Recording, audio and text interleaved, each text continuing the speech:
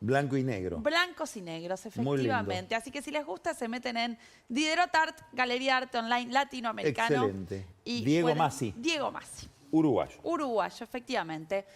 Nos vamos a la Rosas, vuelta obligada. Don Juan Manuel de Rosas. Veamos dos cosas. ¿Por qué es feriado hoy y por qué es una paradoja que un gobierno liberal celebre el feriado de hoy?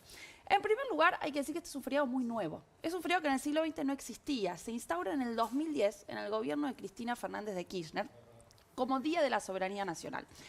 Y ahí podríamos decir, hay dos controversias en poner un feriado como el de hoy. En primer lugar, la controversia que genera la figura de Rosas. La figura de Rosas es una figura que dividió aguas a lo largo de toda la historia.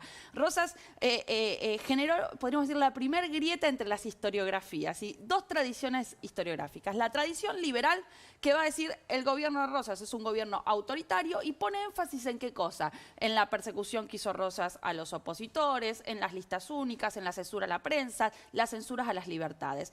Y después tenemos toda una tradición que surge en la década en el siglo XX, que es la tradición revisionista, que como contracara de la tradición liberal, ¿qué va a decir? No, Rosas era un caudillo popular y un defensor de la soberanía nacional. Es esa tradición la que toma Cristina Kirchner y la convierte en memoria oficial a instaurar el feriado. Ahora bien, la segunda controversia de poner un feriado como el Día de la Soberanía Nacional está en el nombre, uno podría decir. ¿Por qué? Bueno, porque lo que se presenta como una disputa entre la nación y la flota anglo-francesa, en el fondo en realidad es una disputa entre Buenos Aires y las provincias del litoral. ¿A qué me refiero? En 1845, en este territorio no existía todavía el Estado-Nación. Lo que había era eran provincias autónomas y una confederación donde Rosas tenía el manejo de las relaciones exteriores y monopolizaba los recursos de la aduana. Es decir, todos los barcos que entraban y salían pagaban un ingreso a la aduana que se los quedaba Buenos Aires. ¿Qué querían las provincias del litoral? Comerciar libremente, es decir, la libre navegación de los ríos, que no pasen, que no tengan que pagar un impuesto a los barcos, porque si no a ellos los productos les salían más caros. En ese contexto se da la batalla de la Vuelta Obligada, que la flota anglo-francesa remonta al río Paraná, queriendo pasar, no pagar el impuesto en Buenos Aires para comerciar directamente con Corrientes. De hecho, la batalla la termina perdiendo el ejército rosista, la flota anglo-francesa llega a Corrientes y los correntinos están muy contentos de poder comerciar directamente con los anglo-franceses. Entonces, ahí ya hay otra controversia que es, bueno, no es en el fondo una defensa de la soberanía nacional, sino que esto se enmarca en una disputa con Buenos Aires.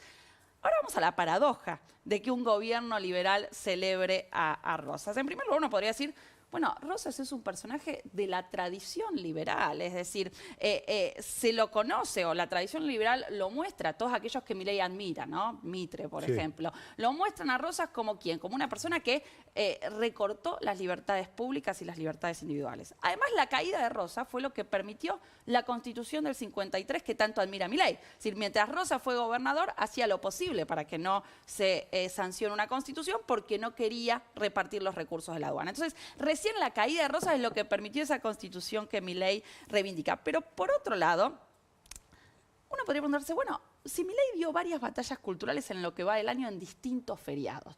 Vos tenés el feriado del 24 de marzo, mostrando es decir, la batalla cultural para Milei era mostrar cuál era su visión de la historia en el 24 de marzo. 12 de octubre, mostrar que no es el Día de la Diversidad Cultural, sino el Día de la Raza. Entonces, estuvo muy preocupado por mostrar su visión de los feriados. Acá por ahora, al menos hasta el día de hoy, hay que ver, capaz el 20 de noviembre dicen algo, por ahora hay un prudente silencio. Entonces, esto como para cerrar nos podría llevar a preguntarnos, ¿por qué esta batalla no la está dando? Hay una reivindicación de Rosas, ahí lo tenemos a Kicillof levantando el cuadro de Rosas, ¿no? Digo, este es el feriado básicamente de kirchnerista. ¿Hay alguna afinidad que Milei ve en Rosas? Y voy a citar un artículo que salió hace un tiempo en La Nación, que escribió Marcela Ternavasio, donde dice, Milei se ve a sí mismo... ¿Conocés quién es Marcela Ternavasio? Marcela Ternavasio, mi progenitora. La mamá. Ah, que además es historiadora. Gran historiadora. Y en ese historiadora artículo, y mamá dice? de sí. Y con esto cierro con mi mamá. ¿Qué dice en ese artículo? Dice, Milei se ve a sí mismo como un heredero de Alberdi, pero en su trayectoria política parece mucho más cercano a Rosas. ¿Por qué? Por la polarización, por el recorte de ciertas libertades y por la reivindicación de las democracias en términos plebiscitarios. Y Patricia Bullrich, que dijo que había que ir a un esquema de liderazgos fuertes y gobiernos nacionalistas. Ahí está. Rosismo. Rosas. Gracias, Ana. Gracias, Camila. Muy lindo homenaje a mamá. Vamos a un corte y recibimos a Carola, que nos va a mostrar todas las iniciativas que está elaborando La Libertad Avanza y dentro de La Libertad Avanza, las fuerzas del cielo para exaltar, en busca de un liderazgo fuerte, la personalidad de Javier Milei. No se lo pierda porque vamos a ver cosas inesperadas. Ya volvemos.